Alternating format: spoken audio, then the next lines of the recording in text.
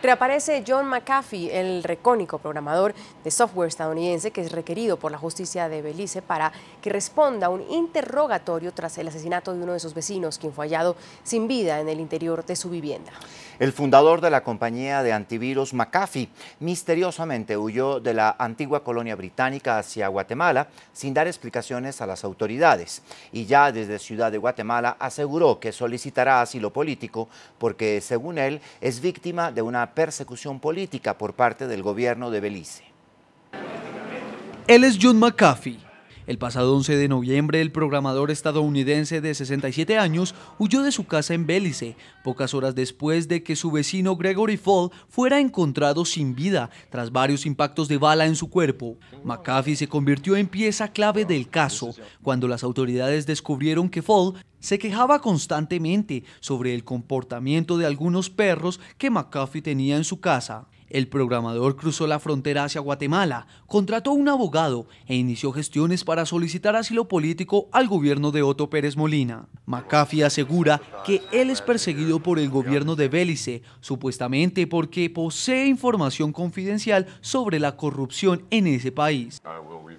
Voy a revelar información acerca de la policía, de la corrupción, de la opresión, de la falta de libertad. Creo que el mundo tiene que saber esto.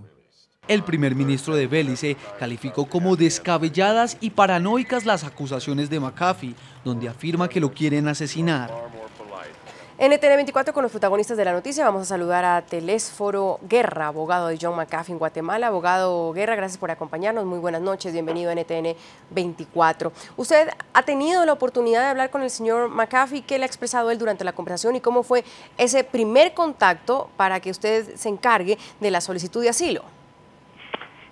Muchas gracias por la entrevista. Que vaya un saludo a toda Latinoamérica de mi parte. Gracias. Y voy a aprovechar la ocasión para responderle. Adelante.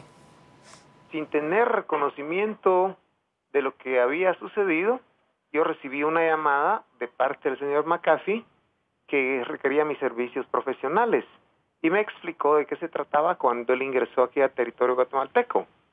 Entonces, como no se requiere ninguna visa para entrar a Guatemala de parte de un ciudadano norteamericano, dije que no había ningún problema que viniera aquí a la capital. Él estaba en la costa atlántica, en Río Dulce.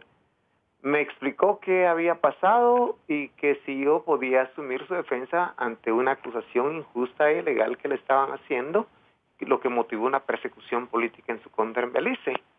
De ahí que nace nuestra relación profesional y yo aquí tengo a mi cargo su defensa. Abogado Guerra, ¿usted sabe si el gobierno de Guatemala ya está pensando en otorgarle ese asilo político que él ha pedido? El gobierno de Belice dice que él no es un perseguido político, que lo que tiene son problemas económicos por delitos comunes.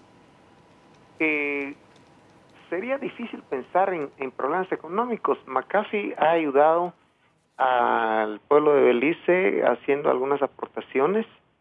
La labor de él ha beneficiado a mucha gente. Consecuentemente, no creo que tenga ningún problema de carácter económico.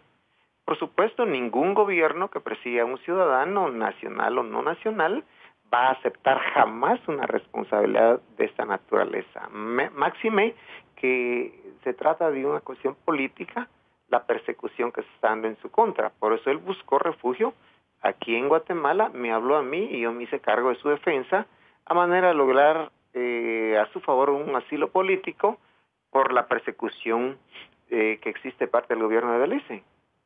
Ahora, ¿qué se necesita para que Guatemala le brinde asilo político a John McAfee? ¿Qué tan lejos o qué tan cerca se está de eso? Acreditar debidamente que la persecución es eminentemente política, no es de otra naturaleza. Él no ha cometido ningún delito. Hace 3 meses lo retuvieron una semana detenido imputándole también otro hecho delictivo. Quedó claro, él aceptó estar preso, le dieron un maltrato. Esa misma experiencia es la que lo indujo a no dejarse esta vez también detener en forma arbitraria para sufrir los mismos vejámenes.